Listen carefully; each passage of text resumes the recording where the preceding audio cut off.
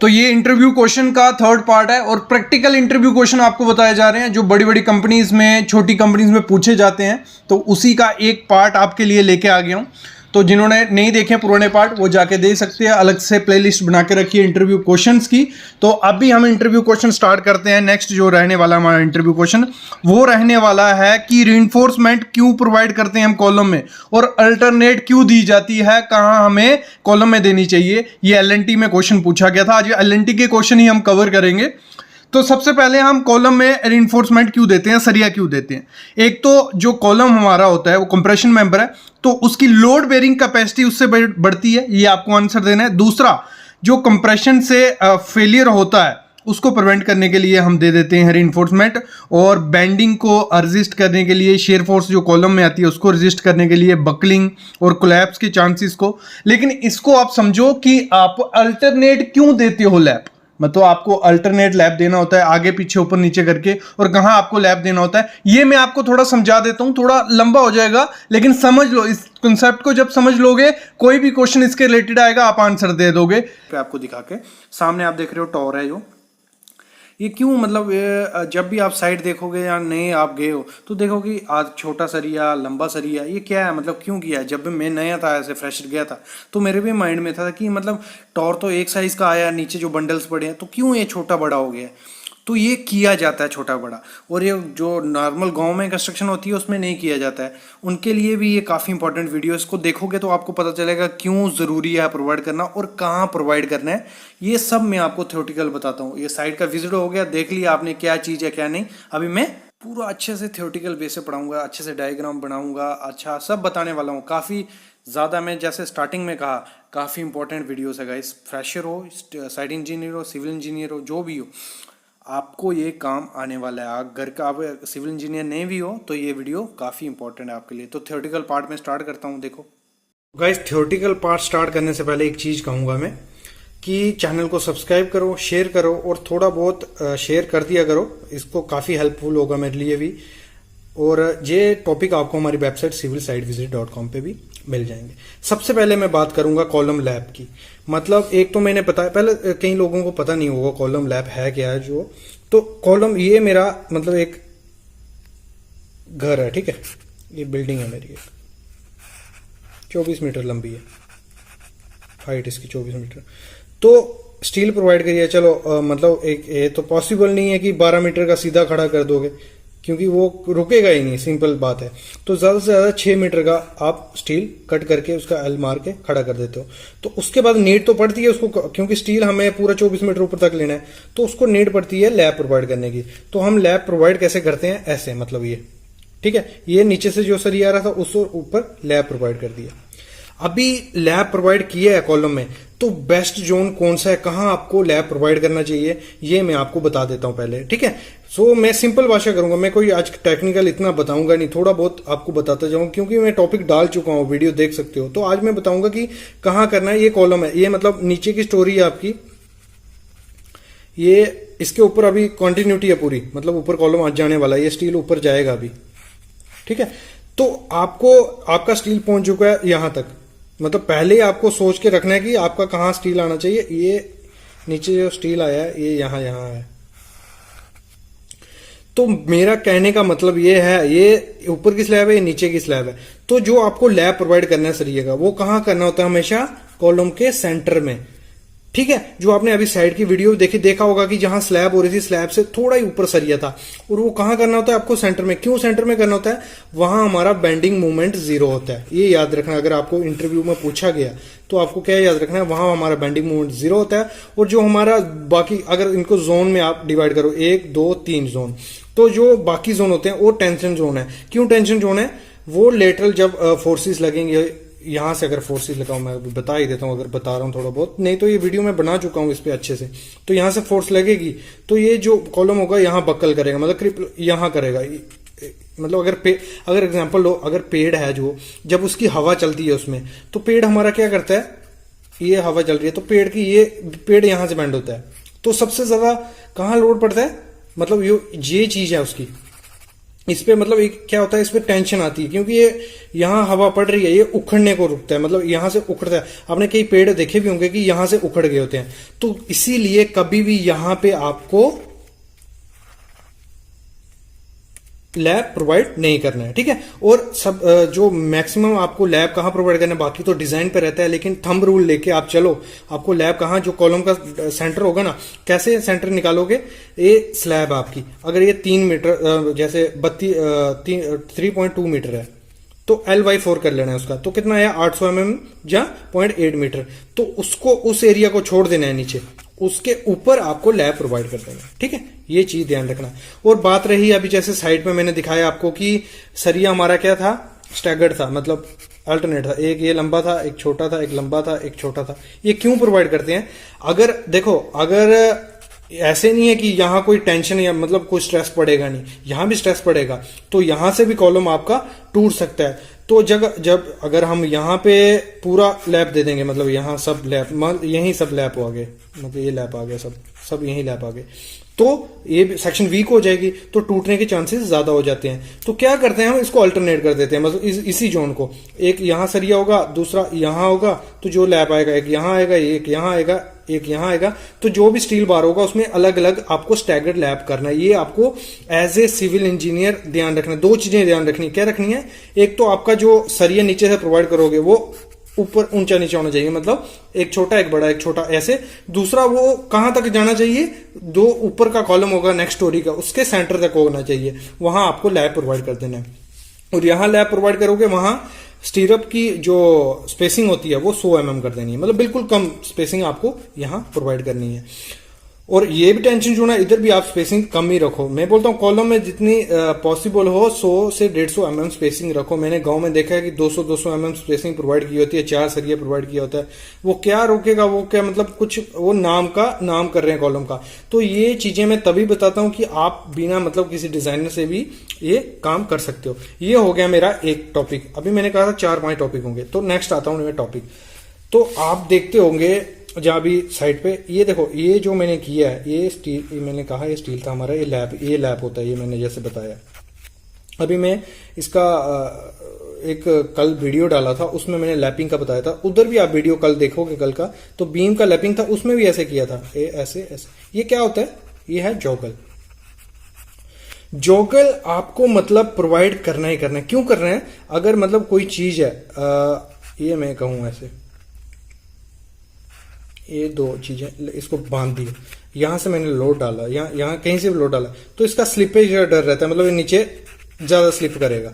अगर आपने चीज को ऐसे प्रोवाइड कर दिया, मतलब ये आया और जितना लैप होगा, मतलब जैसे, और लैप का क्या था मैंने कैसे बताया कि आपको थंब रूल के हिसाब से कितना 50D प्रोवाइड कर देना है। 50D क्या है, ये कल की वीडियो है, डिस्क्रिप्शन में लिंक दे दूंगा। 50 इंटू डायमीटर जो भी होगा 25 का होगा, ठीक है।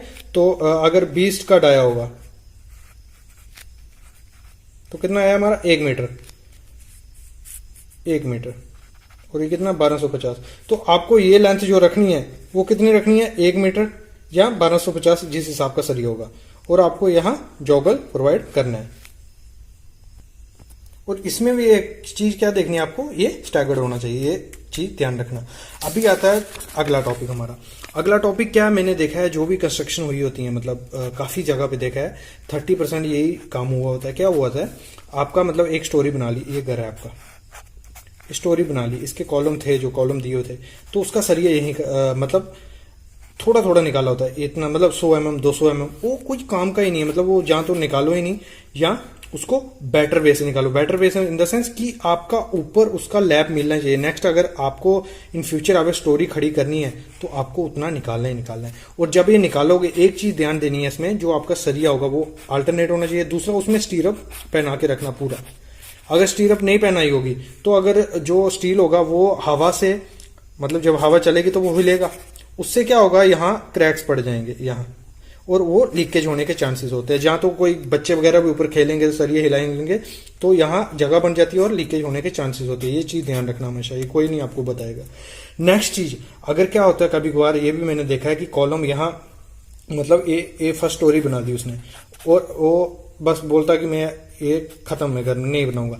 इन फ्यूचर 2-3 साल बाद उसको लगता है कि मेरे को अभी एक्सटेंड करना है घर, तो उसका स्टीरअप तो मतलब ऊपर सरिया तो गया ही नहीं है। वो क्या करना है उस केस में कि जो स्लैब होगी जैसे, ठीक है, ये मतलब नीचे से कॉलम आ रहा है, अभी ये कॉलम ऊपर एक्सटेंड करना है, तो क्या करना है, यहाँ होल करना है। मतलब जहां जहां आपको लगता है उतना मतलब अंदाजे से कि जो नीचे सरिया है वो वैसे उधर होल कर देने, जितने बार आपको डिजाइनर ने कहा है या डिजाइन या नीचे से जितने आ रहे हैं वो होल करके उसमें प्रॉपर बेस से ग्राउटिंग, मतलब ग्राउटिंग करनी है, केमिकल ग्राउटिंग, सिंपल नहीं, केमिकल ग्राउटिंग उसमें करनी है। हिल्टी 500 यूज करना है, ये वीडियो मैंने डाल चुका हूं। वो करके फिर आपको कॉलम ऊपर करना है, तो उससे आपका इजिली लोड ट्रांसफर होगा अच्छे से। अभी मैं बात करता हूं नेक्स्ट क्वेश्चन की। जो क्वेश्चन है 1 वे और 2 वे स्लैब में, ये हर जगह पूछा जाता है, एलएनटी में क्यों नहीं पूछेगा कोई। तो 1 वे 2 वे स्लैब को प्रैक्टिकली समझाता हूं, लेकिन पहले समझ लो बेसिक। 1 वे स्लैब वो हो गई जहां रेशियो जो होती है longer span by shorter span, अगर 2 से बड़ा हो, ग्रेटर हो, तो उसे हम 1 वे स्लैब बोलते हैं। अगर longer span by shorter span 2 या 2 से कम हो, उसे हम 2 वे स्लैब बोलते हैं। इसको मैं साइड पे लेके आपको समझाता हूं, थोड़ा इसका थ्योरेटिकली समझाऊंगा, आप इजीली समझ जाओगे।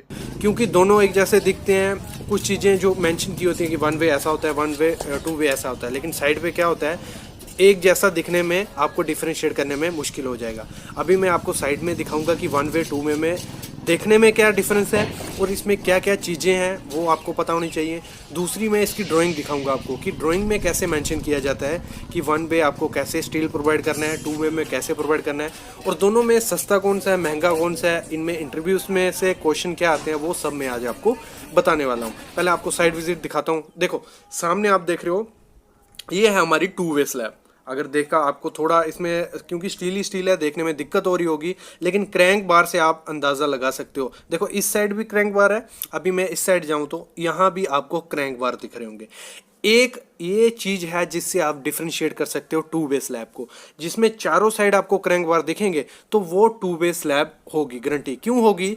क्योंकि इसमें क्या होता है, 2 वे स्लैब में क्या होता है, चारों जो उसकी बीम बोल लो या दीवारें होंगी तो वो चारों लोड डिस्ट्रीब्यूट करेंगी और उसमें सबसे ज़्यादा लोड पड़ रहा होगा, तो उसको लोड को काउंटर करने के लिए हम क्रैंक बार प्रोवाइड करते हैं। तो इस इधर हमने चारों साइड क्रैंक बार प्रोवाइड किए हैं, इन द सेंस कि ये 2 वे स्लैब है, चारों साइड इधर लोड डिस्ट्रीब्यूट हो रहा है। लेकिन 1 वे में क्या होता है, एक दो जो पैरेलल साइड होती हैं वहाँ लोड डिस्ट्रीब्यूट होता है, इसलिए हम 2 साइड पे क्रैंक बार प्रोवाइड करते हैं। तो इस चीज़ से साइड पे आप अंदाज़ा लगा सकते हो 1 वे और 2 वे का। इसमें क्या दूसरी चीज़, यहाँ 2 वे स्लैब है, यहाँ पे क्या है, दोनों साइड पे मेन रेनफोर्समेंट प्रोवाइड की है, इस साइड से भी और दूसरी साइड से भी। तो इससे भी अंदाज़ा हो जाएगा कि 1 वे में क्या डिफरेंस है, 2 वे में क्या डिफरेंस है। अभी मैं इसकी आपको ड्राइंग दिखाता हूँ, उसके बाद मैं इसका थ्योरेटिकल वे से आपको डिफरेंशिएट करूँगा कि 1 वे और 2 वे में क्या क्या चीज़ें होती हैं जो आपको इंटरव्यू में भी हेल्प करेंगी। तो अभी मैं दिखाता हूँ आपको ड्राइंग, ठीक है। जो मैंने अभी साइड पे आपको विजिट करवाई जिस एरिया की, वही ड्राइंग आपको सामने दिख रही होगी। आप देख रहे हो कि उसमें जो मेन रेनफोर्समेंट है क्रैंक बार दोनों तरफ से दिया हुआ है। देखो इस तरफ से जो LY5 क्रैंक बार टूटा हुआ है और दूसरी तरफ से भी जहाँ BR9 बीम है वहाँ से भी L5 पे क्रैंक टूटा है।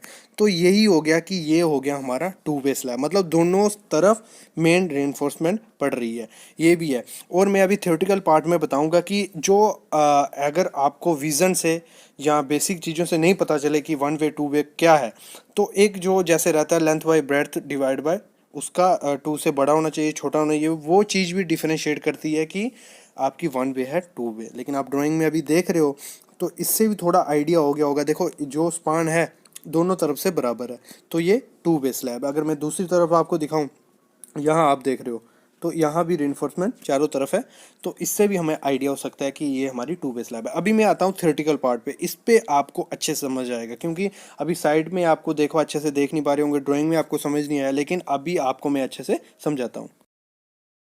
थ्योरेटिकल पार्ट स्टार्ट करने से पहले एक चीज मैं कहूंगा कि चैनल को सब्सक्राइब करो अगर आपको हमारी वीडियोस पसंद आ रही हैं, क्योंकि डेली वीडियोस आएंगी, काफी ज्यादा नॉलेज आप उनमें से गेन कर सकते हो। और यही टॉपिक आपको हमारी वेबसाइट civilsitevisit.com पे भी मिल जाएंगे, वहां आपको लिंक्स मिल जाएंगे, IS कोड मिल जाएंगे फ्री में, बुक्स मिल जाएंगी, जॉब के लिंक डेली होते हैं, जो फ्रेशर्स हैं उनके लिए काफी इंपॉर्टेंट है, क्योंकि जो मैं जॉब के लिंक डालता हूँ वो डायरेक्ट आपको अप्लाई पे विजिट करवाएंगे और डायरेक्ट आप अप्लाई कर सकते हो, ना कोई कंसल्टेंट फीस या कुछ भी फेक फंड का हो सकता है, तो आपको इस साइट पे विजिट करना चाहिए।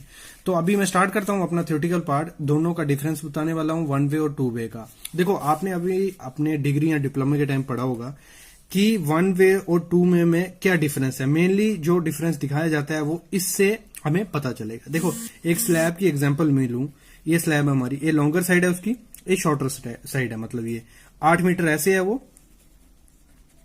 और 2 मीटर ऐसे है, ठीक है। जो 1 वे स्लैब होगी लेंथ डिवाइड बाय विड्थ, वो ग्रेटर देन और इक्वल टू होनी चाहिए 2, तो वो होगी हमारी 1 वे स्लैब। अगर मैं इसी एग्जांपल लूं, 8 हमारा लॉन्गर साइड आ गया, 8 डिवाइड बाय 2 तो कितना हो गया 4, तो 4 आया हमारा बड़ा, 2 से बड़ा है, तो ये हो गई हमारी 1 वे स्लैब। ये एक चीज है जिससे आप पता कर सकते हो कि ये 1 वे है 2 वे। अगर 2 वे की बात करें तो मतलब मेनली क्या होता है, जो 2 वे स्लैब रहती है ना, वो उसका साइज लेंथ विड्थ थोड़ा बहुत फर्क होता है, ज्यादा उसमें फर्क नहीं होता, मतलब बराबर होती है। अगर एक 6 मीटर होगा, दूसरा 5 मीटर होगा, जहां एक 5 मीटर होगा तो दूसरा 4.5 या 4.2 जहां जो भी इर्द गिर्द ही रहेगा आपका। तो अगर हम एग्जाम्पल की बात करें, 2 वे स्लैब में क्या होता है, length divide by width less than और इक्वल टू 2, ये हो गया 2 वे का, ये हो गया 1 वे का। तो एग्जाम्पल लूं मैं इसकी, तो लेंथ हो गई हमारी 6 मीटर, विड्थ हो गई 4.8 मीटर। ये एग्जाम्पल है, आप जो भी एग्जाम्पल के लिए तौर पे देख सकते हो। तो डिवाइड करूंगा तो हमारा आया 1.25, वो लेस देन 2 आया, तो ये हो गई हमारी 2 वे स्लैब। जो हमने अभी मैं आपको साइड पे दिखाई या ड्राइंग में दिखाई, वो हमारी 2 वे थी। एक साइड का उसका कुछ 7 मीटर था और एक साइड का कुछ 8 मीटर था, तो डिवाइड करेंगे वो 1 से कम ही आने वाला था। वो इससे भी आप लगा सकते हो कि वो हमारी 2 वे स्लैब थी। ये हो गया एक चीज। दूसरी चीज क्या डिफरेंशिएट करती है, जो हमारी 1 वे स्लैब होगी, वो जो जब उस पर लोड पड़ेगा वो एक तरफ बेंड होगी। जैसे एग्जांपल लूं मैं, ये दीवारें या कॉलम है, जब यहां पे लोड आएगा तो वो एक तरफ डिफ्लेक्शन शो करेगी, ऐसे, वो होगी हमारी 1 वे। और जो 2 वे रहेगी वो डिफ्लेक्शन कैसे शो करेगी, अगर उस पर लोड पड़ेगा, वो चारों साइड से बेंड होती है और उसकी शेप कुछ ऐसे बाउल जैसी होगी। मतलब अगर हम बाउल देखें या प्लेट देखें तो ऐसी उसकी शेप हो जाएगी, क्योंकि वो चारों तरफ से उसकी डिफ्लेक्शन हो रही है। अगर अभी अगली चीज देखें तो क्या होगा, देखो जो हमारी 1 वे स्लैब होगी ना, उसको दोनों तरफ से पैरेलल साइड में दीवार होगी, जहां पैरेलल साइड पे कॉलम होगा, तो दोनों तरफ उसके बीम होगा ये, और उसका जो लोड होगा डिस्ट्रीब्यूट वो एक ही डायरेक्शन में होगा, मतलब यहां पे और यहां पे, जहां दोनों तरफ उसकी दीवार या कॉलम होगा।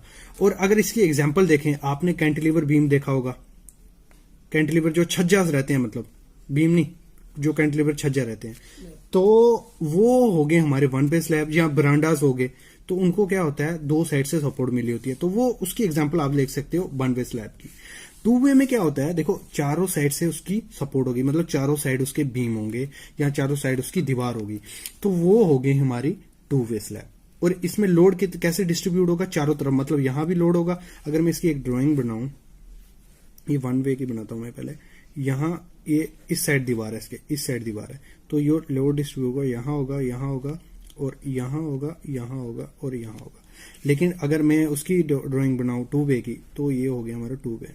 तो इसमें क्या होगा, यहां भी जाएगा, यहां भी, यहां भी, यहां भी, और चारों तरफ उसमें लोड डिस्ट्रीब्यूट होता है। ये हो गए एक तरीका इसको समझने का। नेक्स्ट अभी आते हैं हम रेनफोर्समेंट पे। तो हमें इसमें रेनफोर्समेंट कैसे प्रोवाइड करते हैं, जो हमारी 1 वे स्लैब रहती है ना, उसमें रेनफोर्समेंट प्रोवाइड होती है हमारी, मेन वार रहता है रेनफोर्समेंट का, वो करते हैं हम शॉर्टर स्पैन पे। ये आ गया हमारा शॉर्टर स्पैन, तो इसमें हम प्रोवाइड करेंगे और इसी पे हमारा लोड डिस्ट्रीब्यूट होता है। तो शेयर फोर्स यहां मैक्सिमम होगी, तो हम यहां पे क्रैंक बार प्रोवाइड करते हैं एक ही तरफ। ये आ गई हमारी मेन रेनफोर्समेंट और ये आ गई हमारी डिस्ट्रीब्यूशन, ठीक है। ये बात होगी 1 वे स्लैब की। 2 वे में स्लैब में क्या रहेगा, हमारी जो मेन रेनफोर्समेंट होगी वो दोनों साइड प्रोवाइड करेंगे, मतलब यहां से भी हमारी मेन आएगी, यहां से भी हमारी मेन आएगी, तो दोनों तरफ से मेन आएगी और दोनों तरफ हमारे क्रैंक हो गए। जैसे आपने ड्राइंग में देखा होगा, चारों तरफ क्रैंक बार से प्रोवाइड किए हुए, तो वो उधर से भी और ड्राइंग में भी चारों तरफ दिखाया था कि यहां से L/5 पे क्रैंक टूटेगा, यहां से भी L/5 पे क्रैंक टूटेगा, यहां से भी L/5 पे क्रैंक टूटेगा।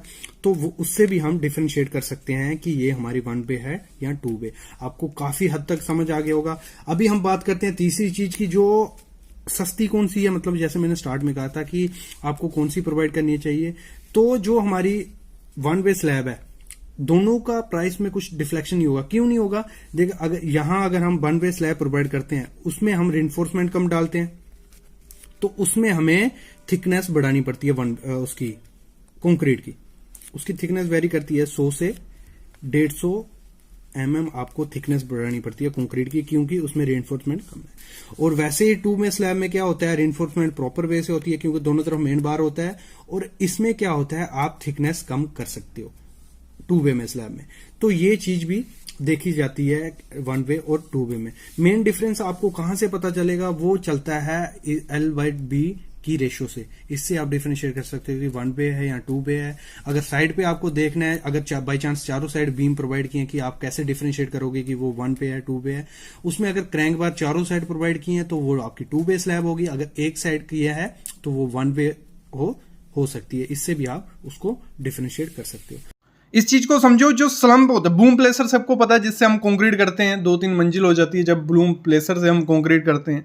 तो उसका जो स्लम्प रहता है, उसकी रेंज कितनी होनी चाहिए? उसकी रेंज डिपेंड होती है कंक्रीट पे भी, लेकिन 160 से 200 mm उसकी रेंज रहती है। ये आप इंटरव्यूअर को बता सकते हो, तो वो आंसर आपका सही रहेगा। आज फिर 3 क्वेश्चन कवर हुए। वीडियो थोड़ी लंबी हो गई है। टॉप 14 का ही अभी पार्ट चल रहा है। कल पहला पार्ट आया था, आज दूसरा है। तो ऐसे हम कवर करते जाएंगे। 8 से 10 मिनट की वीडियो रखा करेंगे। लेकिन आपको जो भी इंटरव्यू क्वेश्चन होगा, उसको इस तरीके से बताऊंगा कि उसमें से कोई भी क्वेश्चन आ जाए, आप प्रैक्टिकली उसको काउंटर कर सको।